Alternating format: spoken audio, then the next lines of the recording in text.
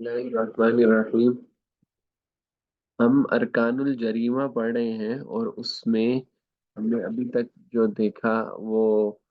यानी ला जरीमा वला उक़ूबा बिला नस्सिन, इसमें यानी अर्रुक्न शरई के ज़िमन में इसको हमने देखा और उसके साथ एक ज़िमनन चीज़ आ गई कि ताज़ीर की अक़साम। अब जो असल यानी यहाँ पे हमें पढ़ना मकसूद है वो ये है कि एक रुकन शरई में ही जुर्म को एक इस अंदाज से भी देखने की कोशिश की जाती है कि सुरियान सिरियान कह लें या सुरियान कह लें, अन्नुसूस अल जनाइया अला ज़मान, कि ज़माने के एतबार से यानी ज़माने के बदलने के एतबार से जो जिनाई नुसूस हैं यानी जो हमारे पास क्रिमिनल यूं कह लें कि एविडेंसेस हैं या उसका जो हमारे पास सबूत यूं कह लें कि यानी उसके जरीमा होने के सबूत के तौर पे उसका जमाने के एतबार से क्या फर्क पड़ेगा। ये पहले भी इस पे बात हो चुकी है, यानी रेट्रोस्पेक्टिव इफेक्ट जो है यानी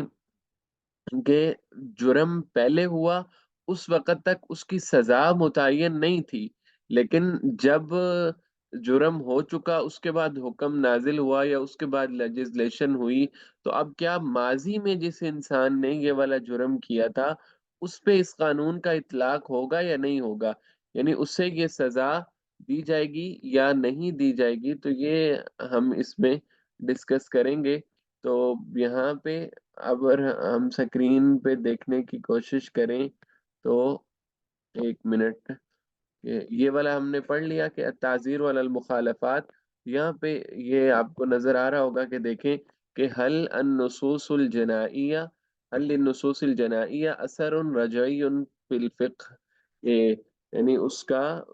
असर रजई यानी रेट्रोस्पेक्टिव इफेक्ट जो है वो है या नहीं है, यानी शरीयत में इसका क्या उसूल है और कानून वज़ई में पाकिस्तानी कानून में या कॉमन लॉ वगैरह में इसका क्या तस्वुर है। तो आम जो चीज़ है यानी अब उसी को रेट्रोस्पेक्टिव इफेक्ट को समझा रहे हैं अरबी में कि देखें कि अल कानूनुल जदीद औ अन्नस्सुल जनाई युतब्बक़ु अलल माज़ी, कि क्या उसको माज़ी में भी नाफिज किया जाएगा या नहीं किया जाएगा। उर्दू में इसको मुअस्सर बमाज़ी कह देते हैं। और अब यहाँ पे देखें कि दो इसमें इसकी बनती हैं कि असर रजई जो है या रेट्रोस्पेक्टिव इफेक्ट है या उसका मुअस्सर बमाज़ी होना, ये दो सूरतें हो सकती हैं इसकी, या क्रिमिनल लॉ में होगा या सिविल लॉ में होगा। यानी या क्रिमिनल लॉ में ऐसा होगा कि जुर्म हुआ और उस वक़्त उसकी सज़ा मुतय्यन नहीं थी, लेकिन सज़ा के तयन के बाद जुर्म को माज़ी में जो हुआ है उसकी सज़ा दी जाएगी या नहीं जाएगी, या सिविल लॉ में ऐसे उसकी जो हम कंपनसेट करेंगे उस आदमी को जिसके साथ ज़्यादती हुई थी माज़ी में जब कानून नहीं था ये, क्या नहीं करेंगे। तो कहते हैं कि जो जिनाई नुसूस हैं क्रिमिनल लॉ में जनरल ज़ाब्ता तो ये है कि असर रजई नहीं होता, यानी जब तक जुर्म की सजा मुतय्यन नहीं है उससे पहले पहले अगर कोई जुर्म हुआ तो उसकी सजा नहीं दी जाएगी, जनरल ज़ाब्ता यही है। और जो कानून मदनी है यानी सिविल लॉ है या मुदनी कह लें, उसमें ये ज़ाब्ता नहीं है, बल्कि उसमें इसके उल्टा है कि उसमें कंपनसेट किया जाएगा। अगर किसी बंदे के साथ ज्यादती हुई है और उस वक़्त कानून मुअस्सर नहीं था, तो उसके बाद हुआ या उसके बाद लेजिस्लेशन हुई है, तो सिविल लॉ इम्पोज़ होगा माज़ी में, लेकिन क्रिमिनल लॉ इम्पोज़ नहीं होगा। यही कहते हैं कि देखें ला रजइया लिन्नुसूसिल जनाइया। और उसके बाद यानी देखें ला युतब्बक़ु अलल माज़ी जनाइयन ला मदनियन, कि जनाई तौर पे तो वो मुतय्यन नहीं होगा यानी माजी में मुअस्सर नहीं होगा, लेकिन मदनी में ऐसा नहीं है बल्कि मदनी में होगा। तो इसी को कह रहे हैं criminal liability does not have retrospective effect but civil liability will impose इन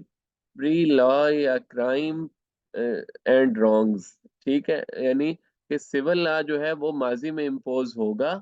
जबकि जुर्म हुआ यानी ज्यादती हुई, लेकिन उसकी सजा मुतय्यन नहीं थी, क्रिमिनल लॉ इम्पोज नहीं होगा। अब इसकी मिसालें दे रहे हैं शरीयत से। देखें कि एक आदमी ने 10 शादियां की हुई थी, तो उस वक़्त ये आयत नाजिल हुई कि फनकिहू मा ताबा लकुम मिनन निसाई मसना व सुलासा व रुबा, कि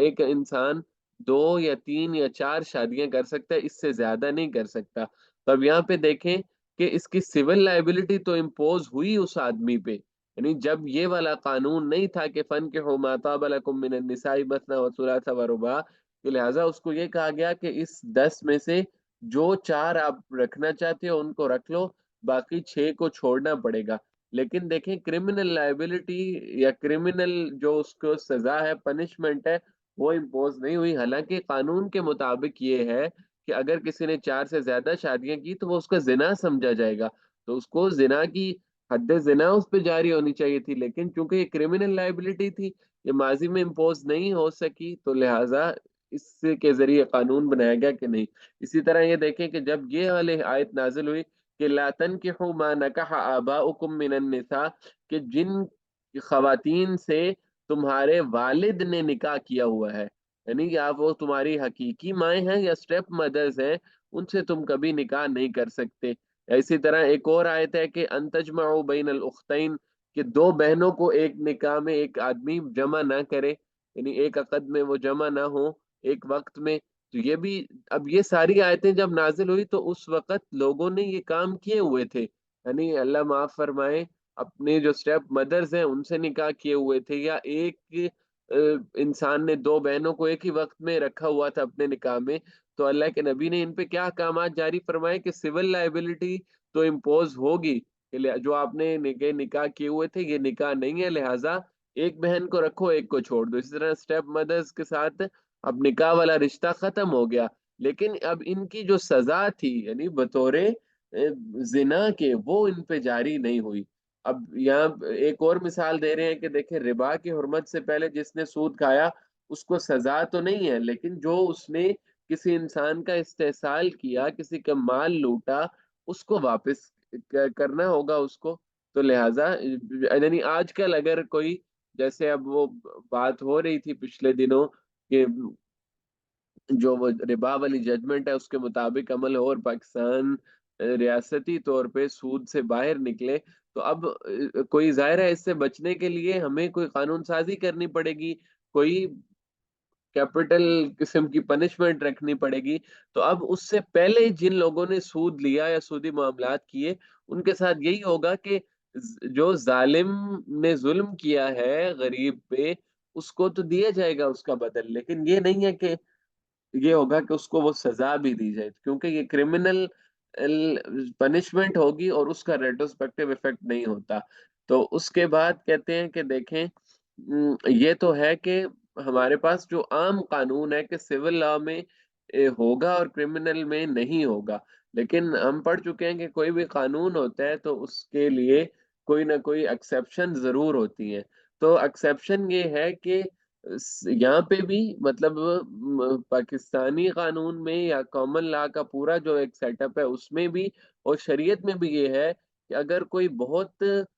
खतरनाक किस्म का जुर्म हुआ हो तो उस पे फिर सजा भी दी जा सकती है जो मुअस्सर बमाजी होगी, यानी कानून साजी से पहले जो जुर्म हुआ। तो ये कह रहे हैं कि हुनाकल जराइम अल खतीरा, बाज बहुत खतरनाक किस्म के जराइम होते हैं, अल्लती तमुस्सु अमन अल आम, कि जो आम जो सोसाइटी का अमन है उसी को खराब करके रख देते हैं। तो इस किस्म के जराइम में फिर रेट्रोस्पेक्टिव इफेक्ट हो भी सकता है। शरीयत में देखें इसकी मिसाल क्या है कि हद कज़फ, जब वो उन मुनाफिकीन ने, बदबख्तों ने सैयदा आयशा रजी अल्लाह अन्हा पे तोहमत लगाई, तो अल्लाह ताला ने उनकी बरात का ऐलान किया सूरह नूर में। तो फिर हद कज़फ के अहकामात जारी किए कि जो मोमिना भोली भाली औरतों पे के बारे में ऐसी गलत बातें करें तो उनको हद कज़फ जारी होगी। तो फिर उस वक्त ये जो जो लोग इसमें शरीक थे, बल्कि बाज मुसलमान भी वो मुनाफिकीन के प्रोपेगेंडा में आके इसमें शरीक हो गए, तो उन पे हद कज़फ जारी हुई। अब देखें, जिस वक्त वो तोहमत की बातें कर रहे थे उस वक्त तो ये कानून नहीं था तोहमत वाला, तो लेकिन उसके बाद नाजिल हुआ, लेकिन उसका जो मुअस्सर बामाजी उसको किया गया, उनको हद कज़फ उन पर जारी हुई। इसी तरह खराबा की जो सजा है कि अल्लाह के नबी के पास औरनी कबीले के कुछ लोग आए, उन्होंने आके कहा कि हमें मदीना की हवा मुआफिक नहीं आ रही, तो अल्लाह के नबी ने उनसे कहा कि आप वो जो बैतुल माल के ऊंट है उनका बाड़ा वगैरह है वहां जाके उनका दूध पियो, और बल्कि एक तरह से उनको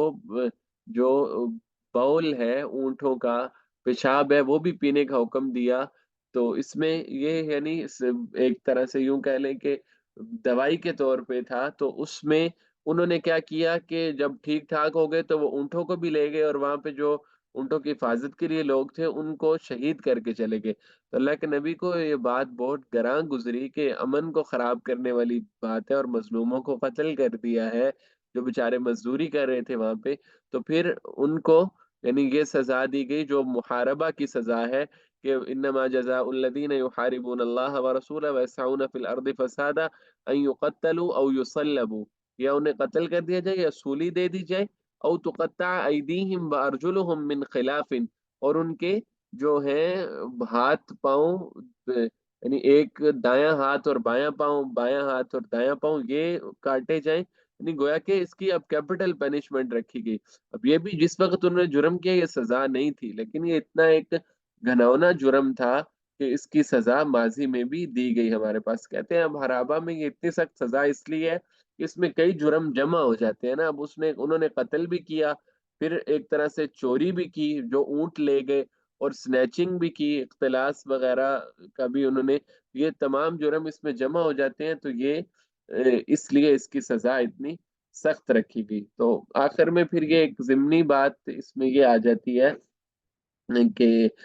اب یہ جو اللہ کے نبی نے ان کو دودھ پینے کے ساتھ ساتھ پیشاب پینے کا حکم دیا، یہ کیا تھا؟ تو اس میں علماء کافی اختلاف ہے، راجح رائے یہی ہے کہ وہ وحی کے ذریعے آپ علیہ السلام کو بتا دیا گیا تھا کہ اس کی جو شفا ہے وہ صرف اسی میں ہو سکتی ہے، یا پھر یوں کہہ لیں کہ یہ کوئی خاص، جیسے کہ اب ان لوگوں نے بعد میں اللہ کے نبی کو شاید بتا دیا گیا تھا کہ یہ غیر انسان قسم کے انسان ہے کہ جو اتنا بڑا ظلم کریں گے، اور بعد میں انہوں نے قتل ہونا تھا، تو گویا کہ پہلے ان کے اہانت کے طور پہ ایسے۔ تو یہ اس پہ سوال ہوتا ہے کہ آج کل اگر کسی کو کوئی مسئلہ ہو، یعنی تو اس کے لیے یہ تجویز کیا جا سکتا ہے کہ وہ پیشاب کو بطور دوائی پی لے یا نہ پی لے۔ تو یہ بحث کی تھی کلاس میں سر نے، تو اس میں یہ ہے کہ راجح رائے حنفیہ کی تو یہی بنتی ہے کہ چونکہ یہ حرام ہے شراب، پیشاب پینا گندی چیز ہے، تو دوائی کے طور پہ بھی اس کو استعمال نہیں کیا جا سکتا، جو امام ابو حنیفہ اور امام محمد بن حسن الشیبانی جو ہیں ان کی رائے کے مطابق۔ تو یہ ہے کہ سریان النصوص الجنائیہ علی الزمان، یعنی ریٹروسپیکٹیو افیکٹ آف پنشمنٹ۔ تو اس کا خلاصہ یہی کہ کرمنلی تو